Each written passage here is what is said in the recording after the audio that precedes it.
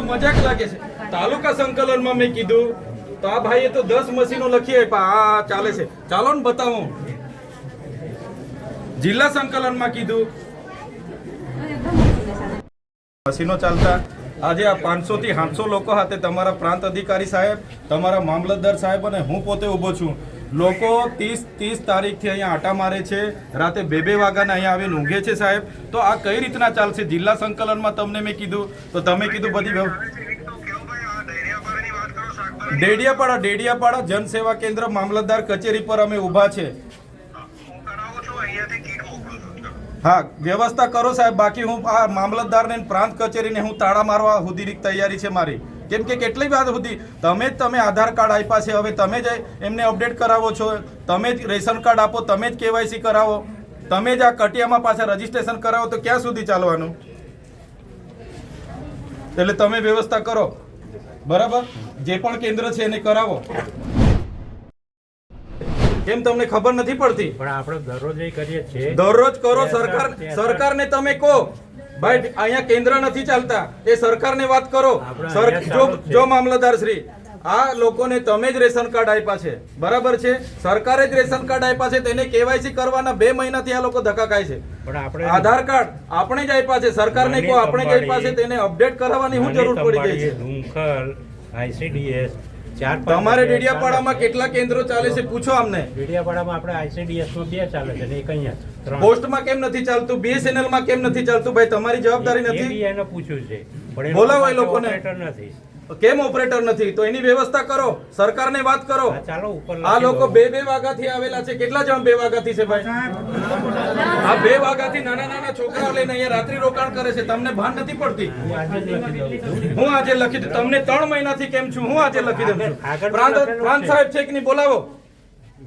તમને કઈ ઓફિસમાં બેહીને હમણાં નથી. આ તમે બધા નોકર છો ભાઈ. આ પ્રજાના ટેક્સનો પગાર તમને મળે છે. નોકરી કરવાની હરકા કરો. પ્રાંત અધિકારીને બોલાવો ભાઈ. 4 વાર તો મેં કીધું છે તમને. હું સંકલનમાં લખીને પૂરું કરવાનું છે. એને ફોલોઅપ કેમ નથી લેતા તમે? ઓપરેટર નથી તો મૂકો ને તમે. ઓપરેટર મેં મૂકવા આવીશ. એમાં એવું છે, ઓપરેટરમાં એ લોકો પ્રાંત અધિકારીને બોલાવો.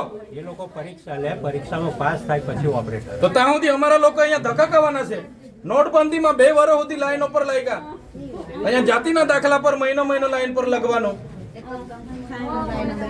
કીધું કામ કરવાનું હોય ને તો કરો, નહીં તો ચાલતી પકડો. તાળા મારી દઈએ અમે તમારી મામલતદાર કચેરીને.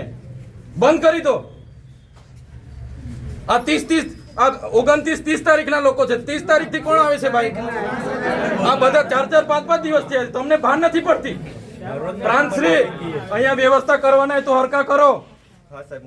હા, કેમ નથી વ્યવસ્થા? કેટલી વાર કીધું છે તમને કેવાયસી ને અહીંયા કેન્દ્ર ઉભા કરો? ભાન નથી પડતી તમને? અનાજ માટે પરમ દિવસે અહીંયા તમારા સસ્તા અનાજના દુકાનમાં છેલ્લા 2 દિવસે અનાજ આપવાનું ચાલુ કરો છો. આખો મહિનો હું ધંધા કરો છો? પુરવઠા અધિકારી કોણ છે? પુરવઠો તમે 28 તારીખે કેમ આપ્યો? આખું મહિનું શું કરતા હતા તમે? 29-30 તારીખે અમારા લોકો અહીંયા ડેડિયાપાડામાં લાઈન પર હતા 5 કિલો ચોખા માટે. આ તમારી બધી સરકારમાં વાત કરો. હા, આ કેવાયસી ના નામે, બરાબર? આ રેશન કાર્ડ તમે જ આપ્યા છે ને એને હું કેવાયસી કરાવીને અમે હું સાબિત કરવાના છો? અમે બધા ખેડૂત છે. 7 નીકળે એટલે અમે ખેડૂત. અમારે હું રજીસ્ટ્રેશન કરાવવાની જરૂર છે ભાઈ? કઈ જરૂર પડે છે? બંધ કરો. અમારા લોકો છે ને નોટબંધીમાં કેટલા મરી ગયા, અહીંયા કોરોનામાં કેટલા મરી ગયા. હવે તમે આધાર કાર્ડ અપડેટ કર્યું છે. આ નાના છોકરાઓ મહિનાથી આટા મારે છે. સરકારને કહો આ બધા રામાયણો, આ બધા તાઇફા બંધ કરે. આ બિચારા 2 વાગ્યાના ઊંઘે છે અહીંયા. શું ધંધા કરો છો તમે? કેન્દ્ર ઉભા કરો ને. તમારું અહીંયા પોસ્ટનું કેન્દ્ર નથી ચાલતું, BSNL નું નથી ચાલતું, ICDS માં 40 જણના કાઢે છે. શું કરવાનું અમારે? બોલો. અહીંયા તમારે આખો દિવસ 40 જણના કૂપન હો જણને આપે છે. કેટલા જણને કૂપન આપે છે અહીંયા? અભિહાલ શું કરવાના છો નક્કી કરો.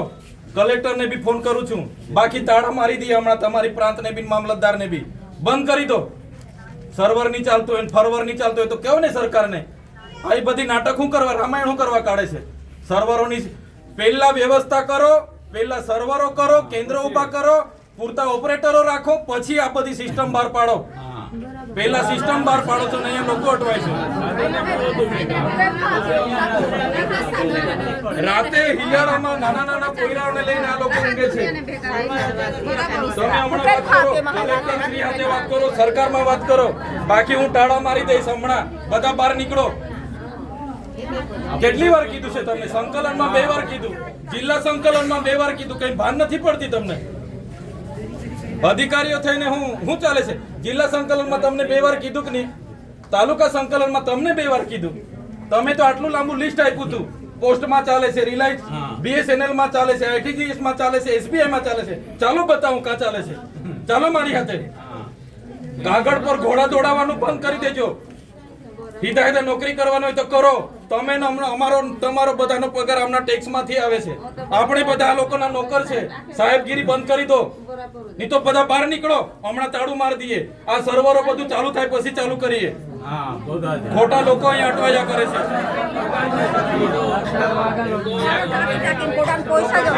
આ ધંધા છે તમારા. આખું વર્ષ અમારે મજૂરી કરવા જવાનું કે ખેતી કામ નહીં કરવા જવાનું? આખું વર્ષ તમારા ધંધામાં જ અમારે 2 મહિના તમારું રેશન કાર્ડ નું ચાલ્યું, 2 મહિના તમારું આધાર કાર્ડ નું ચાલ્યું, હવે 2 મહિના પાછા કટિયાનું ચાલે છે. આખું વર્ષ અમારે આમાં દોડવાનું છે. સરકાર ગાંડા જેવી બધી અખતરા કરે એમાં અમારે મરવાનું છે. પહેલા બધી વ્યવસ્થા કરો પછી ઓપરેટ કરો. બાકી બહાર નીકળો. બધા તાળા મારી દઈએ. તમારે જે કરવાનું હોય તે કરો. સરકારે જે કરવાનું હોય તે કરશે. તો પછી ને સ્ટાફને કહી દેજો ખરાબ વર્તન વ્યવહાર થાય છે અમારી બેન દીકરીઓ સાથે. બરાબર છે ને? જથર વથર બોલે છે મા બેન ની ગાળો સમાન. એવું જરા બી બિહેવિયર નહીં કરે અમારા લોકો સાથે. એવી માનસિકતા વાળો એક બી અહીંયા જોઈએ નહીં. મને કામ જોઈએ. તમને કારનો ફોન કરું છું. ક્યાં છે તમારો મોબાઈલ? કેમ નથી લાગ્યો તમને ભાઈ આ નંબર?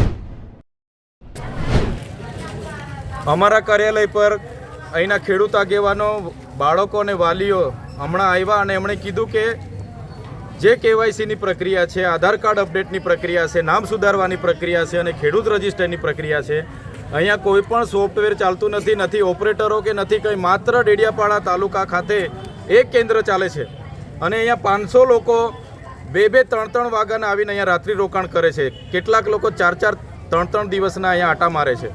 ત્યારે અમે સરકારને કહેવા માંગીએ છીએ, આગળ એમણે આધાર કાર્ડ અપડેટની પ્રક્રિયા ચાલુ કરી, થોડા 1 મહિના પહેલાં રેશન કાર્ડ KYCની પ્રક્રિયા ચાલુ કરી, હમણાં ખેડૂત રજિસ્ટરની પ્રક્રિયા ચાલુ કરી છે.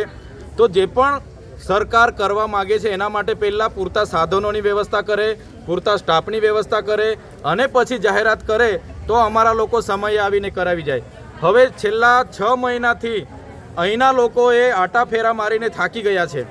આધાર કાર્ડ અપડેટમાં, રેશન કાર્ડ KYCમાં અને ખેડૂત રજિસ્ટ્રેશનમાં. તો આ શું સાબિત કરવા માંગે છે સરકાર? આધાર કાર્ડ પણ એમણે જ આપ્યા છે, રેશન કાર્ડ પણ એમણે જ આપ્યા છે અને જે ખેડૂત છે એમના કટિયા છે તો એને શું રજિસ્ટ્રેશન કરાવીને શું કરવા માંગે છે? એટલા માટે સરકારને કહીએ છીએ 2 વર્ષ નોટબંધીમાં અમારા લોકોએ લાઈનો પણ કાઢી છે. 2 વર્ષ કોરોનામાં સોશિયલ ડિસ્ટન્સમાં 2 વર્ષ નીકળી ગયા છે. આજે અનાજ માટે છેલ્લા 2 દિવસે વિતરણ થાય એમાં અડધા લોકો રહી જાય છે. તો આવી બધી સમસ્યાઓ છે. જો સરકાર તાકીદે નિર્ણય નહીં લેશે તો અમારે મજબૂરી વશ આ મામલતદાર અને પ્રાંતને અમારે તાળા મારવા પડશે.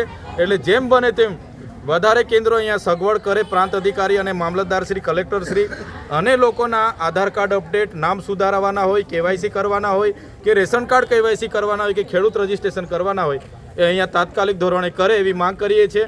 2 દિવસ પછી ફરી અમે મુલાકાત લઈશું ગુરુવારના રોજ અને જો લોકોને ન્યાય નહીં મળશે તો અમારે મજબૂરી વશ મોટા તાળા લાવીને અહીંયા અમે મારી દઈશું અને કલેક્ટર કચેરી આ બંધ કરી દઈશું. બરાબર છે ને? હવે આખું વર્ષ કામ જ નથી કરવા દેતા. 2 મહિના આપણે આ બાળકોને લઈને KYC કરવા માટે, અપડેટ કરવા માટે ફર્યા છે. 2 મહિના આ રેશન કાર્ડની KYC માટે. તો આ લોકો જાહેરાત કરે તો અહીંયા કેન્દ્ર ઊભા કરવા પડે ને પહેલા. તે કેન્દ્રો કે તમે અમે જાણીએ છીએ તો પછી 4-4 મહિના સુધી અહીંયા કમસે કમ કેન્દ્ર તો રાખવા પડે કે એમની જવાબદારી છે. અહીંયા કેન્દ્ર રાખો ભાઈ. એટલે આ બધી ગંભીર સમસ્યા હવે ચલાવવાની નથી. કેટલી વાર સુધી આટા મારવાના? એટલે મેં અહીંયા છું, ચિંતા નહીં કરતા. બીજા 2 સેન્ટરો હમણાં જ કલેક્ટર સાહેબ મોકલે છે મોકલે એટલે બધા લાઈન પર રહીને શાંતિથી કઢાવજો. બરાબર છે.